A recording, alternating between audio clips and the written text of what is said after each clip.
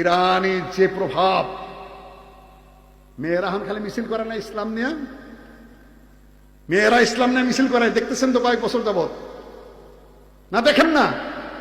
ওরা কারা?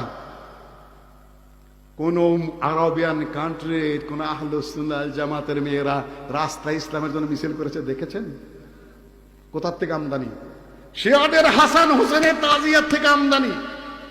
যত ইসলাম ইসলাম মুখে বলেন না কেন, ইরানি কালচার আপনারা আমদানি করে ফেলেছেন। আর যারা বেশি পথে পথে ঘুরে আর ইসলামিক কথাবার্তা বলে অতিরিক্ত, আলিগড় বিশ্ববিদ্যালয়ে দেখেছে তারা স্বামী মানে না, অধিকাংশ সব তালাক। পথে পথে ঘুরে ইসলাম মেলা জানে, ওরা স্বামী মানে নাকি? ওদেরই একটা গ্রুপ হয়ে গেছে নারীবাদী, ইসলামিক নারীবাদী গ্রুপ। দেখবেন যে বোরকা পুইরা পুইরা টিভিতে ভাষণ দিতেছে, অনেক নেতৃত্ব করতেছে, সুন্দর সুন্দর বক্তব্য উপস্থাপন করছে।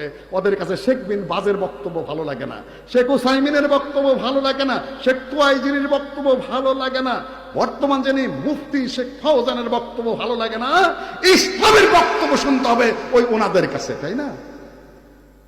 বড় বড় ইসলামিক ফাংশন এখন আলেমদের বক্তৃতা করার সুযোগ নাই, হয় ওদের বানাউটি মুফতি কতগুলা জাহেলের গলায় কোরবানির ষাঁড়ের মতো লকেট টকেট লাগায় নিয়া ওইটা নিজেরা নাচতে থাকে আর নাচাইতে থাকে।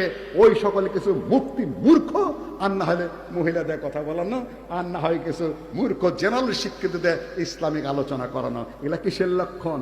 স্বাভাবিক লক্ষণ? অস্বাভাবিক কর্মকাণ্ড। এখন স্বামী মানবে না, যেভাবে কথা বলে ভাই ভাই, ওনার ওপর আপা আপা, কিছু কিছু কানে আসছে। এগুলা সামনে কি হবে? মোতাবেয়া জায়েজ করবে ওরাই, যারা এই শিয়ার জানাজা ঢাকা ইউনিভার্সিটি করতে পারে, 2 দিন পরে মোতাবেয়া জায়েজ করবে। তাদের কি লাগবে? আমরা স্বামী মানবো না, তোমরা স্ত্রী ঘরে নিও না। শিয়াদের কাছে যেহেতু মোতাবেয়া জায়েজ, আমরা ওইটাই করি আর সারি, করি আর সারি। তোমাদের তালেম লাগে না, ফতোয়া তো লাগবে না, তাই না? সম্মানিত উপস্থিতি, খুব অগ্রিম বার্তা দিয়ে গেলাম। তোমরা নারাজ হতে পারো আমার উপরে, সবাই নারাজ হবে তা আমি জানি। আমি একটু আগেই কথা বলে দিয়ে যাচ্ছি তোমাদের সামনে, আগেই বলেছিলাম মাঠে অবস্থান নাও, না হলে কিন্তু সব হারাবা, ফতোয়া কম দাও। সম্মানিত উপস্থিতি, এই হলো এক রকমের পরিস্থিতি। আর ইরানে আহলুস সুন্নাহ ওয়াল জামাতের যা হয়েছে, আফগানিস্তানে যা হয়েছে, ঠিক বাংলাদেশ সেই অপেক্ষায়